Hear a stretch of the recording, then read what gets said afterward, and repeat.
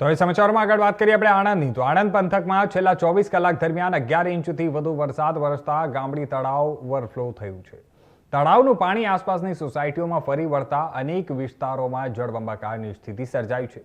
ત્યારે જણાવી દઈએ કે આ ઘરોમાં પાણી ઘૂસી જતા અનાજ અને ઘરવખરીને ભારે નુકસાન થયું છે. સ્થાનિકોનો આક્ષેપ છે કે તંત્ર દ્વારા પાણીના નિકાલની કોઈ અસરકારક વ્યવસ્થા કરવામાં આવી નથી. સ્માઇલનગર પાછળ આવેલા ગામડી તળાવના ઓવરફ્લોને કારણે ભરવાડ ટેકરી, હિના પાર્ક અને કોહિનૂર સોસાયટીમાં વરસાદી પાણી ઘૂસી ગયા છે. અનેક ઘરોમાં પાણી ભરાતા લોકોનું જનજીવન પ્રભાવિત બન્યું છે અને રહેવાસીઓને ભારે હાલાકીનો સામનો કરવો પડી રહ્યો છે.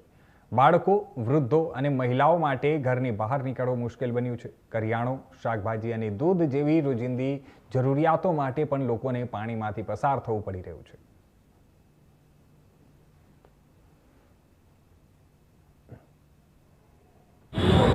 શેફિલ દિવાન શું તકલીફ છે અહીંયા પાણીની? આ તલાવ ફાટી ગયું છે, બધું પાણી બહાર આવી ગયેલું છે, બધાના ઘરોમાં પાણી ભરાઈ ગયેલું છે, તલાવમાંથી પાણી બધું બહાર આવી ગયું છે, બધાના અનાજ પલળી ગયા, વાસણ તરતા થઈ ગયા, બધાના જ ઘરોમાં પાણી છે, કોઈનું ઘર બાકી નથી.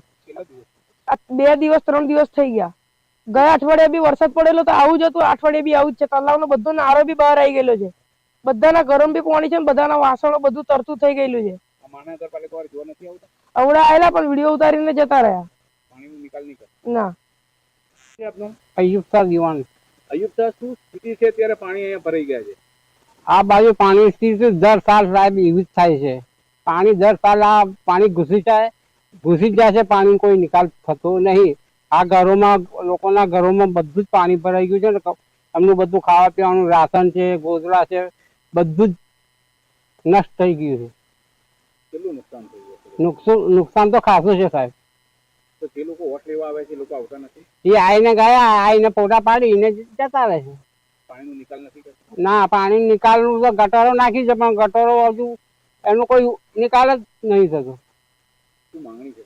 અમારે આ પાણી જ માંગણી, બીજું કશું નહીં. પાણી નિકાલ કરે અમારે એ જ જોઈએ સાહેબ.